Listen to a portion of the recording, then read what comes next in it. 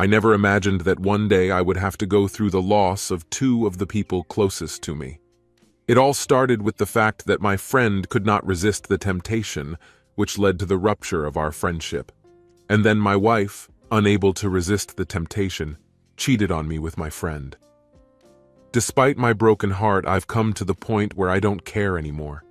I believe that karma will eventually catch up with them. It is now clear to me that my judgments about others are imperfect, and I seem to be naive when it comes to matters of the heart. Just a couple of days ago, everything seemed fine when I hosted my old college friend at my house. I didn't know that soon after that, he would leave with my wife and probably never show up again. It hurts to realize that the love that I thought was strong for 2 decades can be so easily destroyed. Larry's complex character was confronted by Tracy's intolerance of arrogance, which eventually led to this heartbreaking betrayal. Tracy spent about an hour alone with Larry on Friday night before I returned home. I already felt that if something went wrong during this time, then the problems would start for the whole weekend. I made sure to warn Larry to keep himself in check before I arrived so that I could intervene if necessary. Larry and I were roommates for the last 2 years of college, and during that time he became like a brother to me. After college, our jobs scattered us all over the country, and since we both got married and started families, we didn't have the opportunity to visit each other, but we stayed in touch by phone. When his job brought him to our city for a conference that lasted 4 days, he contacted me to arrange a meeting. Without hesitation, I suggested that he come over for the weekend, although I assumed that Tracy might not like it. And when I walked through the door on Friday night, I was very surprised to find Larry and Tracy talking, sitting on opposite ends of the couch in the living room. Larry looked casual in sweatpants and a golf t-shirt, casually sipping a beer, and Tracy, as always, looked stunning in white shorts and a tight red top that accentuated her curves. Despite her 45 years of age, Tracy looked more like 30 with long blonde hair and captivating blue eyes, maintaining her toned physique obtained at the gym. From the look on Larry's face, I noticed that he also appreciated Tracy's attractiveness and felt like a happy person in their company. When I entered the room, Tracy seemed a little shy to me, but she managed to hide it well. When I reached out to hug her, I caught a familiar scent in her hair, similar to Larry's. Ignoring this coincidence, I settled into my chair at the other end of the room, changed into comfortable clothes, and took a beer. Larry and I talked while Tracy was cooking a delicious dish, demonstrating not only her physical attractiveness, but also her culinary abilities. We enjoyed our meal at the communal table, and then settled down in the living room to watch a movie together. Tracy joined us, taking a seat on the opposite end of the couch from Larry. After watching a movie on the Netflix platform and scheduling an event for Larry for tomorrow, I went to the bedroom around 11, feeling very tired. Being confident in Tracy's ability to keep up a conversation with Larry, I suggested that she stay with him since she often stays up late. Despite my initial expectations that she would want to come with me, I was quite surprised when she chose to stay with him. But despite the slight feeling of anxiety, I trusted Tracy completely after 2 decades of marriage, having no reason to doubt her. I went to bed, hoping to fall asleep quickly, as I usually did alone. Restless thoughts filled my head, keeping me awake. After 20 long minutes of tossing and turning, I decided to calm myself down. I got out of bed, put on a bathrobe, and quietly went to the office. Tiptoeing across the carpet, I unconsciously approached the room where they were. Assuming they were engrossed in watching a TV show, since I didn't hear any sounds of conversation, I approached the doorway. But no sooner had I entered than I discovered that Tracy was not in her usual place on the couch. Instead, she sat next to Larry, putting her hand on his. Their eyes were frozen in a deep stare, leaving me speechless. I couldn't understand how this could happen. Tracy never showed any signs of dissatisfaction, and our life in the bedroom seemed to be going well. So why? We still had intimacy 2 or 3 times a week. Suddenly, Larry bent down and kissed my wife passionately on the lips, and she didn't resist. I stood there, completely shocked. After a brief kiss, Tracy motioned for Larry to follow her and stood up.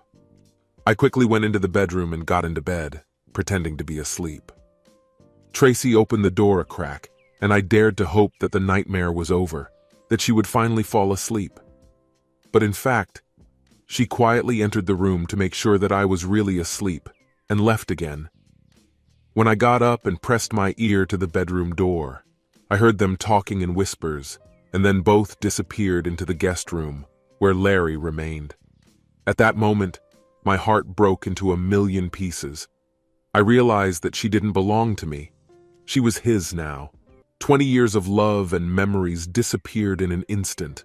The urge to vomit seized me, but I held it back. I resisted the urge to break into the guest room and confront them or physically deal with both of them. At that terrible moment, such an act did not matter at all. The really important thing was the betrayal of trust, the consent to adultery. The fact that she was ready to give up my love, even for a while, hurt the most. I could have intervened, but I couldn't control her every move. If she was able to break my trust once, what's to stop her from doing it again? Regardless of the tears and pleas for forgiveness, the trust that was destroyed once will never be the same. And as for Larry, the man I thought was my brother, I couldn't understand his betrayal. It was clear why his first wife had filed for divorce and why his second wife had left him. It seemed that this pattern was repeating itself. I couldn't believe I'd missed all the signs leading up to this moment. And instead of rushing into the guest room, I took out my phone and launched the home video surveillance application. My heart sank as I watched the inevitable scene play out in front of my eyes and captured on video for the story. Soon Larry was lying on the bed with my wife, and I couldn't look away, watching the betrayal for the next 15 minutes. Tears welled up in my eyes as I tried to understand how I unwittingly played a role in this situation, just by being a good host to an old friend. They lay in bed for about 10 minutes, having a conversation, after which Tracy got up and disappeared into the bathroom. Closing the surveillance app, I returned to my bed and pretended to be asleep when she returned a few minutes later. I didn't turn to face her. I could hear her breathing and realized that she fell asleep quite easily, most likely because she had such a pleasant time. Tracy woke up around 7 in the morning. She quietly took her clothes out of the closet and went to the bathroom, unaware that I was already awake. I waited until she came out of the bathroom and went to the kitchen, then got up, put on a bathrobe and went to her. Then I saw Tracy and Larry, who were completely ready to leave. Their confidence was obvious, undoubtedly fueled by the events of the previous night. "Guys, are we going somewhere?" I asked calmly, despite the fact that I was not dressed for going out. "Oh, Larry and I are just going to Starbucks for a latte. We'll be back soon, okay?" Tracy snapped, pushing Larry out the door. According to my calculations, I had 1.5, 2 hours at most, considering that they planned to make a stop to be alone. I quickly threw on my clothes, jumped into the car, and rushed to the bank. Wasting no time, I closed our shared checking and savings accounts and opened a new checking account in my name only. I made sure to get a cash receipt for the savings account funds. In addition, I closed the credit card that was linked to the bank account and opened a new one in my name only. Thanks to the advice of friends who had gone through a divorce, I knew exactly what to do. I also contacted another credit card company and asked them to reduce our credit limit to $1,000 over the current balance, in case Tracy needed to make some kind of purchase while she was out with Larry. Maybe just for a cup of coffee. If there were problems with one card, she wouldn't suspect anything while the other one was working. I returned home an hour later, fully expecting that they had not returned yet. Of course, it had been about 2 hours when they finally returned. They both looked a little flushed and were breathing heavily, as if they had just taken a long, energetic walk on a spring morning. I played along with them, jokingly asking if they had brought anything for me. Tracy, trying to apologize, replied with a sheep-like look. Tracy, Larry, and I visited the city zoo and the local art museum, and after that we had a great dinner at one of the best restaurants in the city. All day long they looked at each other, thinking that I couldn't see. I couldn't tell if they were annoyed or amused by their attempts to fool me. Once again, I went to bed at 11, but Tracy didn't give the slightest sign that she wanted to join me. I started the app and started recording while lying in bed and trying to control my breathing. About 30 minutes later, Tracy quietly entered the room, and after making sure that I was asleep, left contentedly. As soon as she left, I pulled on my shorts and waited patiently in the dark until I heard them move. Carefully, I crept into the kitchen and found Tracy's purse. It was obvious that Tracy and Larry had not wasted any time. Tracy used a debit card machine to buy a ticket online. I pulled 5 crisp $100 bills out of the mail envelope, replacing them with scraps of newspapers to make the purse look full. Then I put everything back in Tracy's purse. When I returned to bed, I was angry at an unworthy woman who not only cheated on him, but also planned to elope with him in just 2 days. It seems that after 2 decades of marriage, I really didn't know how to be a husband. This time it took Tracy and Larry an unusually long time, and with the possibility of several approaches. I didn't look, already knowing the outcome, but I tried to record everything on video to have proof. At about 2 o'clock in the morning, Tracy crept noiselessly into bed, and snuggling up to me, fell asleep in a matter of minutes. Once again, I spent the night awake, consumed by anger and betrayal. By 8 in the morning, I heard Larry come out of the bathroom and then leave the house. Soon after, Tracy got up.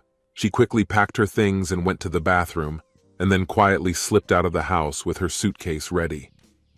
I was already waiting at the front door, getting dressed, when I saw Tracy coming out of the bathroom in jeans and a top, with light makeup on her face.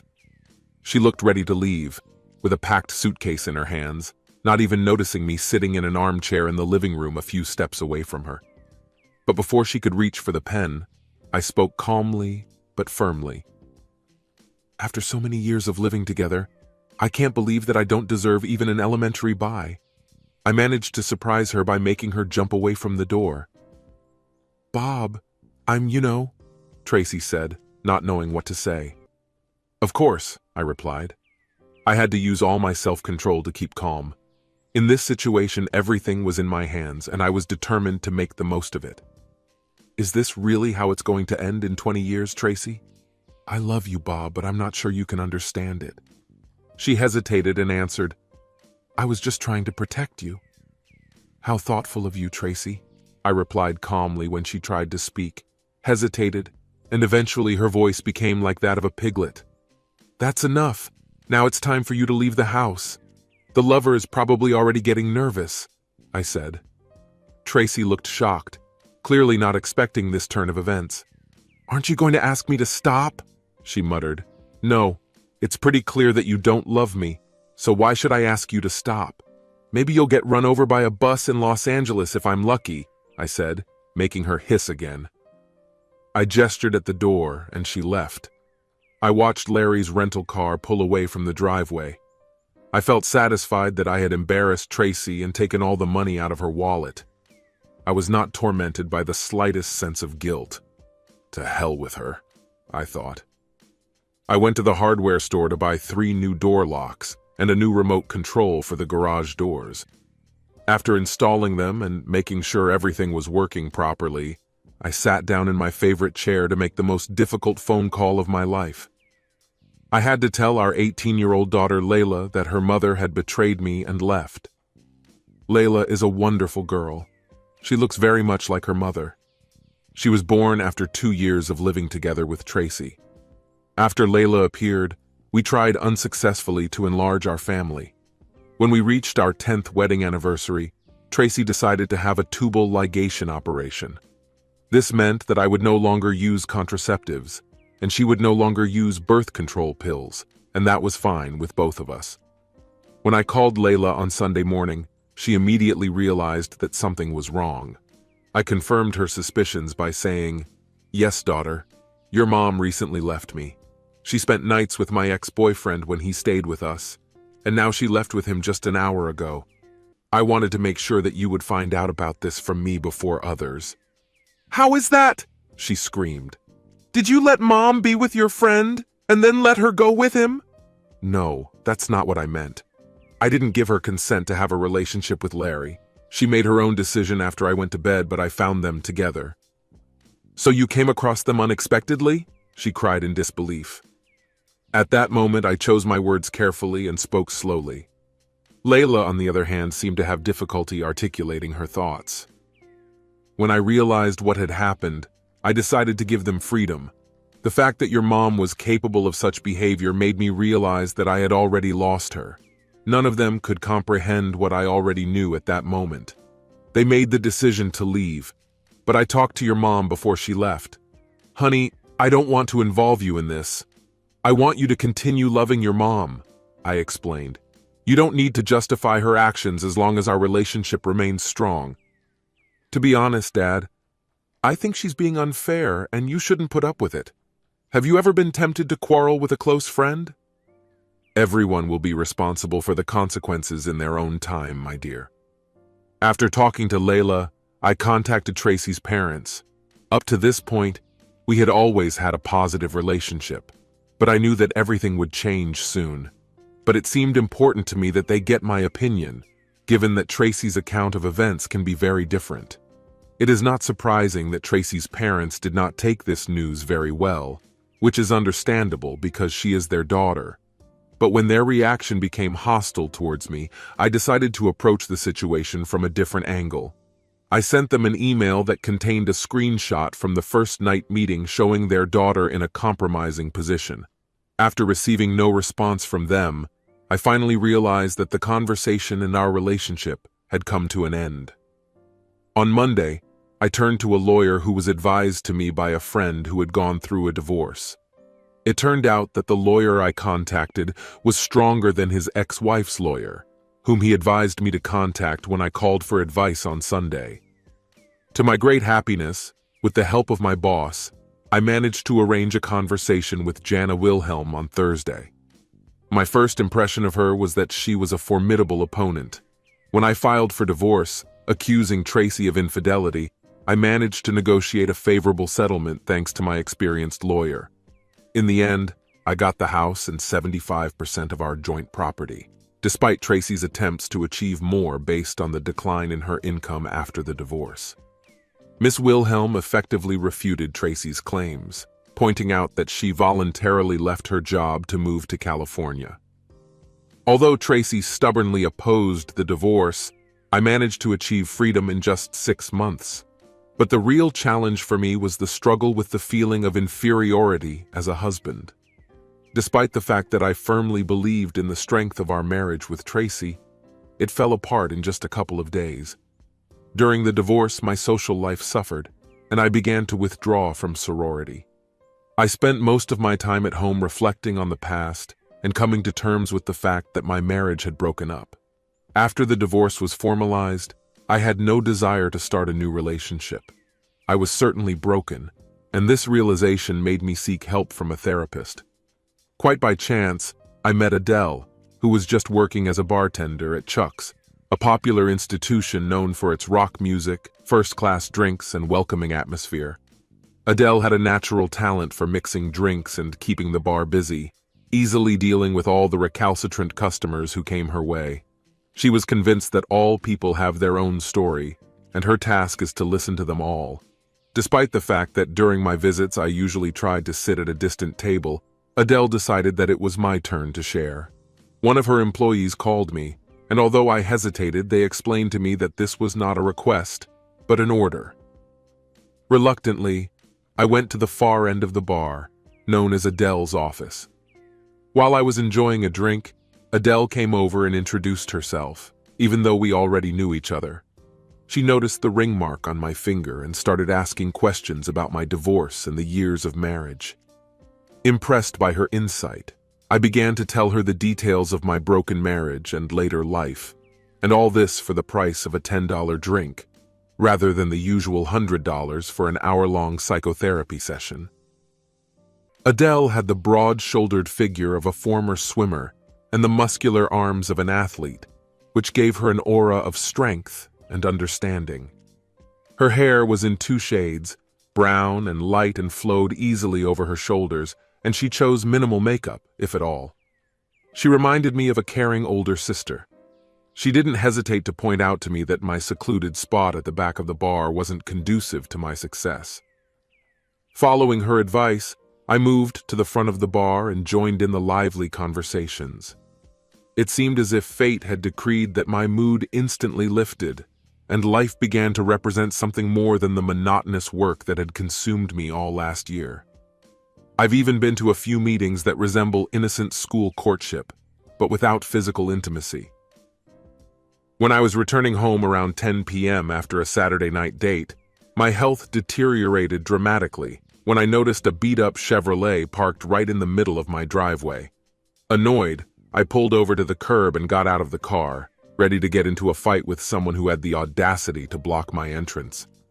As I headed for the car, Tracy got out of it on the driver's side, flashing a smile that would have warmed my heart in its time. Damn it.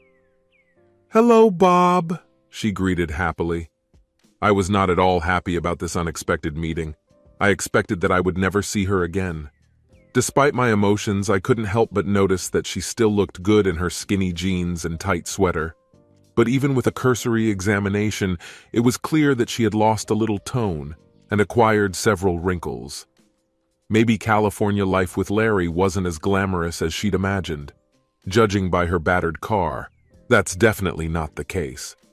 When I realized that it was no accident that she was near my house, my approach to her became more cautious. I froze a few meters away from her, not daring to show any affection, even to hug or kiss her on the cheek. I had neither politeness nor forgiveness for such gestures. "Won't you even hug me in 20 years?" asked Tracy, holding out her arms to me.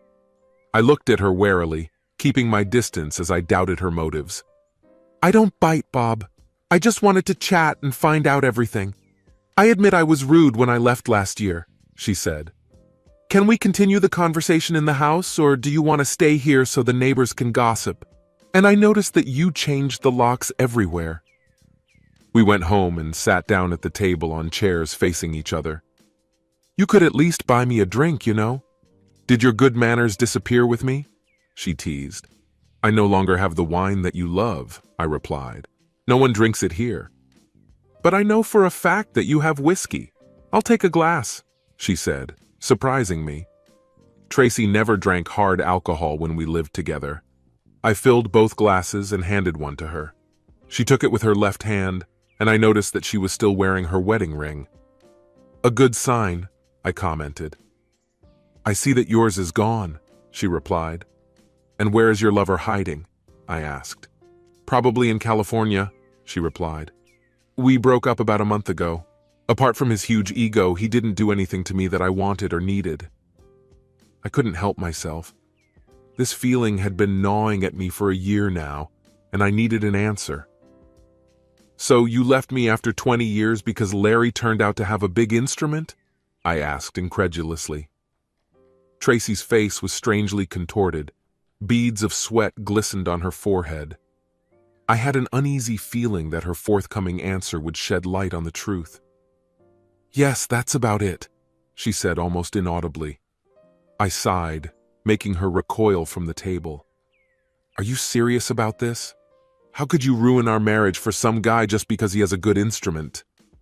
I do not know how to explain it. I was fascinated when I saw him, and I just needed to experience him. I've never seen such instruments in my life. "Shut up," I interrupted. "I have video evidence, and if it was love, then you really are a whore." "Call it what you want, but for the first few months I felt an uncontrollable desire to possess him," she admitted. "As for my personal life, after my sudden dismissal, I hardly found a job, and this could not but affect me. In addition, he had financial difficulties paying alimony, which turned them into a daily struggle. He was eventually fired for unwisely handling his company's credit card. It became known that he had bought my plane ticket with this card, and he tried to shift the blame on me. But during a thorough investigation, it turned out that he had been using this card for personal expenses for a long time. In this regard, we decided to end our relationship, and I decided to return home in the hope of restoring relations with my former employer and, perhaps, to revive in you the feelings that you may still have for me. I couldn't help but feel a sense of satisfaction when she told me about the possibility of Larry being fired for his act. When I saw the e-ticket, I realized that Tracy's card would not be able to cover either cash or the ticket. Most likely, Larry himself did not have such funds, and he resorted to using a company card in an attempt to hide it. My tip to the audit department turned out to be invaluable. "I must say, you are very self-confident," I replied. "If I hadn't accidentally found out the truth, you would have taken both my heart and my dignity without hesitation. Fortunately, I found out about it in time. That's why you only managed to take my heart, and I was able to maintain my self-esteem. That's why there's no room left in my heart for you. Despite this, I still have a kind of lingering affection for you that I can't get rid of. Nevertheless, I need you to stay as far away from me as possible. Perhaps there will still be a place for you in our daughter's heart." "Well, I had to try," she said, standing up. Slowly removing the ring, she handed it to me. I shook my head slightly and said, "Let them stay with you. They can be useful as collateral for a new car when this one breaks down." "I'm sorry I offended you, Bob," she said. "No, Tracy. You're sorry that I didn't let you ruin something good. Maybe in the future you will feel at least a little remorse for hurting me." And with that, Tracy disappeared from my life for the second time. Meeting Tracy again completely changed my world. I felt depressed at work all week, but when I decided to go to Chuck's restaurant on Friday evening to taste delicious food and strong drinks, I was in for a pleasant surprise. Adele, the barmaid, only looked at me and realized that something was wrong. Wasting no time, she put a drink in front of me. "Did she come to you?" Adele asked. I just nodded in response. "I can't help but wonder if I was really that bad that Tracy dumped me after just 2 days," I said. I confided in Adele, telling her that Tracy's reason for leaving was Larry's huge instrument and the amazing sensations she experienced. Can it really be that simple? And now, after all this time, when the romance had disappeared, she wanted to come back to me, hoping that I was still ready to bring her back despite her flighty actions. "Even if I think about it, how quickly will she find another man again?" I added. Adele took the whole bottle, took my hand and led me to a table by the bar. She filled our glasses. She turned to a familiar waiter with a request to temporarily cover her. "Bob, have you ever heard of such a thing as an instrumental freak?" I nodded back. "I think this is a real phenomenon, Bob. From what I've seen, it's not very common. But when this happens, the woman seems to lose all reason and is guided solely by her own motives, just as men sometimes allow their feelings to control their actions. But this happens much less often in women than in men. But when that happens, it's almost over for her. The unspoken truth between men and women is that many men can engage in physical intimacy without emotional attachment, while many women find it difficult. Men can make casual acquaintances without thinking about it. But with women, it's much more complicated. When a man satisfies a woman, she can have feelings for him, sometimes even fall in love. That's where it gets complicated. I think that's exactly what happened in Tracy's case. This may be a one-time occurrence, or it may happen whenever she meets someone new. It's not because of you, Bob. It's because of her. This phrase fits the situation perfectly. But she still had an alternative, to say no for the very first time, Adele said. But I interrupted her, adding to her thought, "This could have prevented further complications." "You're absolutely right about that, Bob." Having finished with this topic, Adele and I got up from our seats, took glasses and a bottle, and headed back to the bar. It was time to move on. 2 weeks later, while at work, I received a voicemail from LaVon Brown, a friend from the bank where Tracy worked. I couldn't shake the feeling that I was being used. Did she really expect me to give a positive characterization of Tracy? Unlikely. But my upbringing taught me the rules of behavior, so I felt obligated to answer this call. "Mr. Kingsland, you may not know me, but I know you, at least by reputation, through your ex-wife," LaVon said. "Maybe it's inappropriate, but I thought maybe we could cross paths for a drink sometime." I was thrown into reality from another universe into which I fell. Taking a deep breath, I answered, "I do not know what kind of games you are getting into, but if it has something to do with my ex-wife, I do not want to participate in it." "Mr. Kingsland, Bob, I assure you, this has nothing to do with your ex-wife. But it is precisely because of her decision to divorce you that I am contacting you. Throughout the 10 years we have worked together, she has always spoken highly of you as a husband, father, and lover. Now that you're not married, I'm curious to know if her praise was deserved. I've been divorced for about 5 years now, and it seems that all the good things have already been taken away. When I saw Tracy in the building on Monday trying to find a job here, I was curious if you were available and—" "Okay, I'll take your word for it. So how about we cross paths and have a drink at Chuck's on Friday night?" I suggested, interrupting her. I thought it would be better to meet in familiar territory in case she turned out to be Tracy's pawn, or if things didn't go as planned. If she really was Tracy's pawn, then I can't help but sympathize with her. Adele would undoubtedly have dealt with her without any compassion and in various ways. After finishing work on Friday at 5 o'clock, I went to the bar to inform Adele about my future plans for the evening. As expected, she gave me her full support. Taking a seat at the back of the hall, I carefully watched the entrance. At exactly 6 o'clock, a tall, stunning brunette in a small black dress came in and approached Adele to inquire about my presence. Adele directed her gaze at my table, and Levon Brown was on my heels. As she came closer, I saw Adele give me a thumbs up from behind. When she was already standing at my desk, I stood up according to tradition, and she held out her hand for a firm handshake.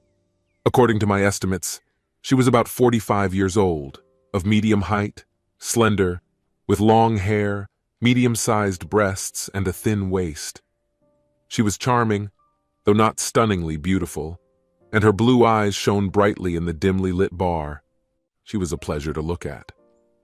About half an hour after our conversation, she told me about her divorce from her husband, with whom she had lived for 18 years, because of his infidelity. In response, I shared with her the story about Tracy, telling her that although she did not divorce me, I initiated the divorce because I treasured my vows. She seemed genuinely impressed by my commitment. An hour later, I ordered dinner, and Levon and I tasted a full range of dishes, from appetizers to dessert. She admitted that she had never been to Chuck's restaurant before, but now she plans to make this place permanent.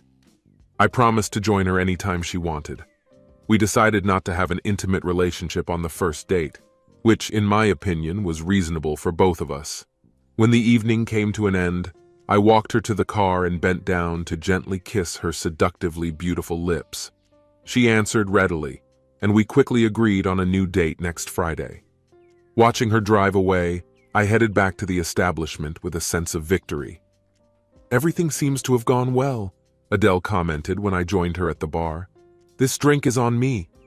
"No, big sister, let me take this one," I insisted, looking forward to the upcoming Friday. My job, which used to be a refuge in difficult moments, now seemed like an exciting start to a new path.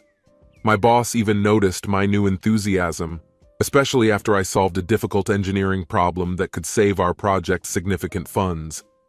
For the second week in a row, Levon Brown showed up at the institution on time and was always stunningly dressed. Today, she was wearing a red dress with a low slit that accentuated her curves. I couldn't resist asking her to hang around her, feeling a rush of anticipation from the upcoming evening. Her cheeks, ruddy like the color of her dress, gently curved into a shy smile as she graciously agreed. Our dinner was amazing, and the time we spent together was just wonderful.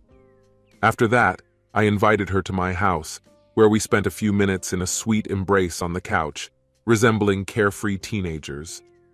Despite her captivating beauty, I felt that the time for further intimacy had not yet come, so we had a short conversation about how to continue the evening.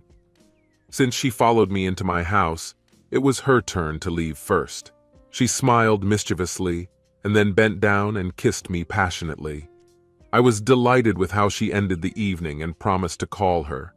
Wanting to keep calm, I waited 3 days before asking her to meet again. This time I suggested spending the evening somewhere else. We have scheduled the next date for 2 weeks, starting last Friday. I haven't been close to anyone except Tracy for about 22 years. I must admit I feel butterflies in my stomach, reminding me of a teenager going on a first date. Although I know that some things, such as cycling, are firmly imprinted in our memory, but every woman differs from others in her preferences and desires. I expected that even now I would be able to easily overcome this unfamiliar territory. Now, 22 years later, Tracy has become a celebrity, but for me this new situation was still an unexplored space. "Bob, you need to stop thinking too much," I muttered to myself. When Lavon met me at the door, she was wearing a stunning floral dress with a spring fragrance, with a deep neckline and a length just above mid-thigh. She looked amazing, and I was speechless. "Come on, Bob, get it together," I thought to myself. Dinner at the restaurant was wonderful, mainly thanks to the wonderful company of an amazing lady. Despite my lack of dancing skills, dancing after dinner went smoothly, and all thanks to Lavon's exceptional ability to lead. But when I noticed that other men were casting glances in her direction, I felt a tang of paranoia. This feeling stemmed from the painful memory of how I lost Tracy after 20 years of living together in just 2 days. Lavon informed me that she needed to go to the ladies' room, and I saw 2 men following her. Despite the surge of anxiety, I managed to stay calm at our table. I had to remind myself that not all women are like Tracy, who suddenly dumped me. But then I started thinking that maybe that's how it is. When Lavon returned, I couldn't help but touch on the topic of attention to her and how gracefully she handled him. It was then that she noticed how the effects of my previous relationship were affecting me. For 20 years, I felt confident and secure in my marriage, and now I felt like a complete jerk. "I do not know the details of what happened to you, but I assure you that I will not leave you like this. I can't guarantee that we will be together forever, but if something doesn't work out between us, I won't be lost with someone else," she assured me, causing a sense of relief that was noticeable in my sigh. The rest of the evening was magical, and when I drove her to the house, she invited me in. To my pleasant surprise, we spent an amazing night in the same bed. I didn't realize then that Lavon had started a new chapter in my life. Although we never tied the knot, we spent 15 wonderful years together, taking care of every moment. Katie and Rita also hold a special place in my heart. But as I said, this is a story for another time.